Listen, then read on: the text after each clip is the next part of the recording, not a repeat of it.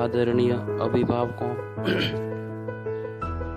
व मेरे प्यारे भैया व बहनों, आज की इस वीडियो में आप सभी का स्वागत है। वर्तमान समय में कोरोना वायरस जैसी वैश्विक महामारी के कारण संपूर्ण देश लॉकडाउन में है तथा हम सभी अपने अपने घरों में ऐसी विकट परिस्थिति में सबसे बड़ी समस्या भैया बहनों के पढ़ाई की है। अतः भैया बहनों के पढ़ाई बाधित न हो, इसलिए विद्या भारती संस्था द्वारा भैया बहनों तक वीडियो के माध्यम से ऑनलाइन शिक्षा का प्रेरणादायी कार्य किया जा रहा है। आज का हमारा विषय है पर्यावरण, कक्षा पंचमी। पहला पाठ है, पाठ का नाम है रिश्तों की समझ। इस पाठ में भैया बहनों में रिश्तों की समझ जगाने के लिए ये पाठ दिया गया है, जिसमें दो सहेली है, एक तो संजना और एक सलमा, आपस में बातचीत करती है और एकल परिवार और संयुक्त परिवार के बारे में बताया गया है। संजना और सलमा स्कूल में साथ साथ पढ़ते हैं, दोनों सहेली है और दोनों स्कूल में साथ साथ पढ़ते हैं। संजना एक दिन बहुत उदास थी, उसके चेहरे पर उदासी का भाव था।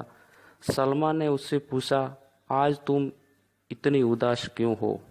उसके चेहरे पर उदासी थी तो उसकी सहेली सलमा ने उससे पूछा कि आज तुम्हारे चेहरे पर इतनी उदासी क्यों है? संजना ने कहा, मेरी माँ की तबीयत खराब है। उसने बताया कि मेरी माँ की तबीयत खराब है, अतः मैं उदास हूँ। सलमा बोली, चिंता मत करो संजना, मध्यांतर में हम साथ में बैठकर विस्तार से बात करेंगे। तो उस समय उसकी सहेली सलमा ने बताया कि चिंता मत करो, मध्यांतर जब हमारे भोजन का अवकाश होगा उस समय हम इस विषय पर विस्तार से बातचीत करेंगे। और उसने भरोसा जताया कि आंटी जल्दी ही ठीक हो जाएगी। कुछ समय पश्चात मध्यांतर हो जाता है तो दोनों सहेलियां आपस में बातचीत करती है। सलमा उसी विषय को, चर्चा को आगे बढ़ाती है और कहती है संजना से, हाँ संजना बताओ, माँ को क्या हुआ है?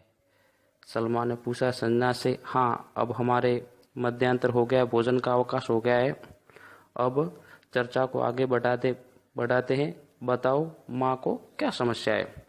संजना ने बताया, माँ को कल से तेज बुखार आ रहा है, मेरी माँ को कल से तेज बुखार आ रहा है।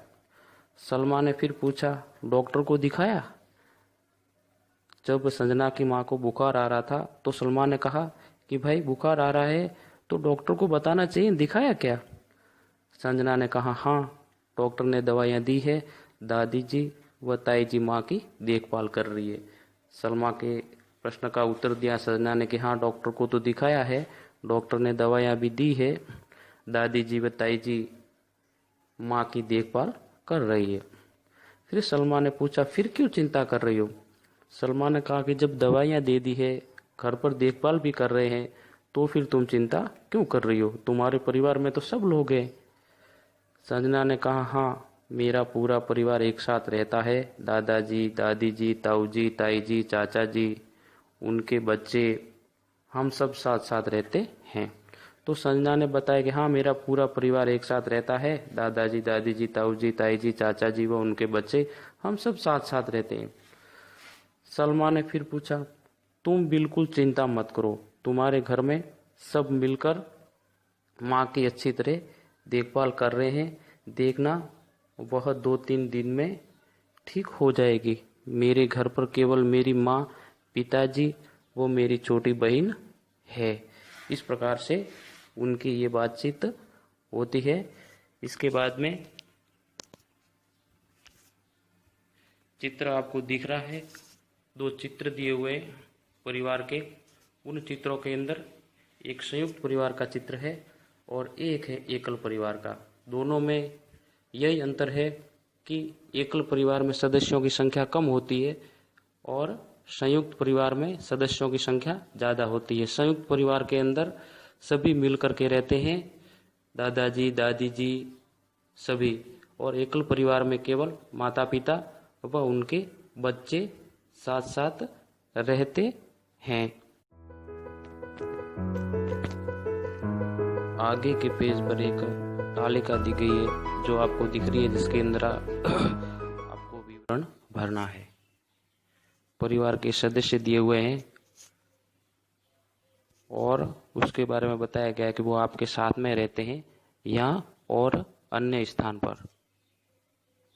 अगर अन्य स्थान पर रहते हैं तो उस स्थान का नाम लिखना है, और साथ में रहते हैं तो लिखना है कि साथ में रहते हैं। जैसे दादाजी दिया हुआ है, अगर दादाजी आपके साथ में रहते हैं तो आपको उसमें भरना है दादाजी के आगे साथ में रहते हैं। अगर साथ में नहीं रहते हैं, कहीं अन्य स्थान पर रहते हैं, जैसे किसी भी स्थान का नाम भीनमाल हो, सांचौर हो या और कोई अन्य, तो उस स्थान का उसमें उस जगह पर नाम लिखना आगे दी गई खाली जगह रिक्त स्थान के अंदर। इस प्रकार से ये सभी विवरण आपको भरने हैं। जिस प्रकार से दादाजी दिया हुआ है, दादी जी,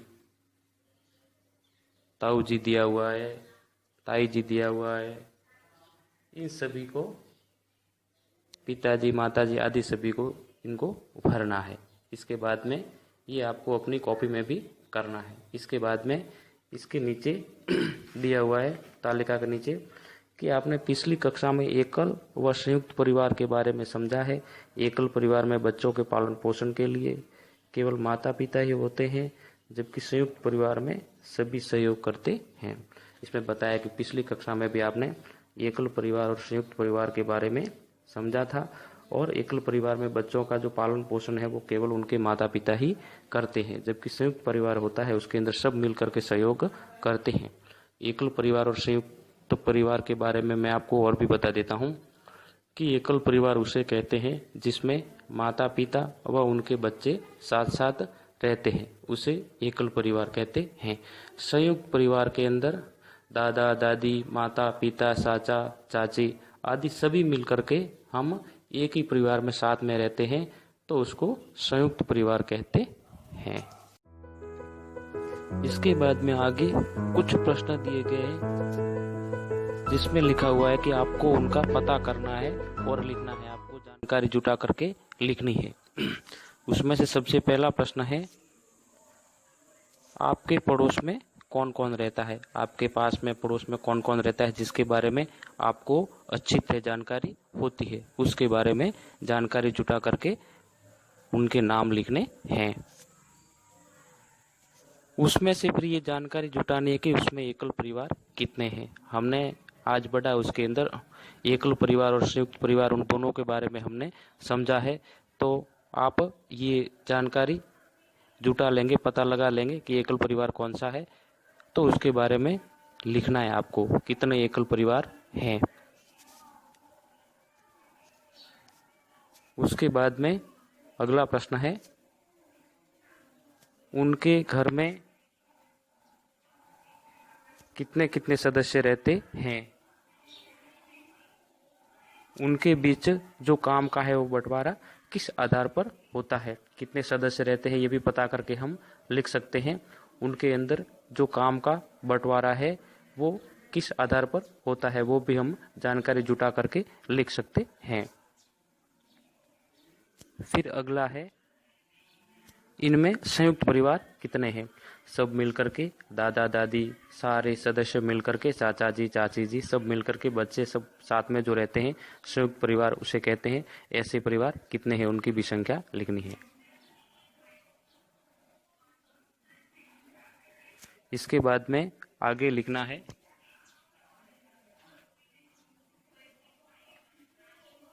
फिर वो का वो लिखना है उनमें कितने कितने सदस्य रहते हैं और उनके बीच भी जो काम का बंटवारा है वो किस आधार पर होता है। फिर एक अंतिम प्रश्न है जो पाठ से ही संबंधित है, हमने पढ़ा है उसके आधार पर ही, कि संजना का परिवार एकल परिवार होता तो उसकी माँ की देखभाल कौन कौन करता। अगर संजना का परिवार एकल परिवार होता तो उसके माँ की देखभाल कौन करता। आज हमने पाठ में पढ़ा था कि संजना का संयुक्त परिवार था और अगर एकल परिवार होता तो संजना के अलावा परिवार में उसकी एक छोटी बहन थी और उसके पिताजी। तो उसकी देखभाल या तो संजना के पिताजी करते, या संजना तो छोटी थी लेकिन फिर भी संजना को भी जिम्मेदारी लेनी पड़ सकती थी, लेकिन उनके पिताजी उनकी देखभाल करते। ये आपको ये उत्तर लिखने हैं। आज पाठ पढ़ा, उसमें से कुछ कक्षा कार्य के प्रश्न और कुछ गृह कार्य के। पहले कक्षा कार्य के प्रश्न करेंगे। पहला प्रश्न है, एकल परिवार किसे कहते हैं? एकल परिवार किसे कहते हैं? जिसका उत्तर है, जिस परिवार में माता पिता व उनके बच्चे रहते हैं उसे एकल परिवार कहते हैं। एक बार फिर, जिस परिवार में माता पिता व उनके बच्चे रहते हैं उसे एकल परिवार कहते हैं। फिर दूसरा प्रश्न है, संजना एक दिन उदास क्यों थी? जिसका उत्तर है, संजना की उदासी का कारण यह था कि उसकी माँ की तबीयत खराब थी व उसे तेज बुखार आ रहा था। एक बार फिर समझ लीजिए दूसरा प्रश्न, संजना एक दिन उदास क्यों थी? जिसका उत्तर है, संजना की उदासी का कारण यह था कि उसकी माँ की तबीयत खराब थी व उसे तेज बुखार आ रहा था। इसके बाद में गृह कार्य के कुछ प्रश्न हैं जिनको आपको करना है। पहला प्रश्न है, संयुक्त परिवार किसे कहते हैं? एक बार फिर देख लीजिए। पहला प्रश्न, संयुक्त परिवार किसे कहते हैं?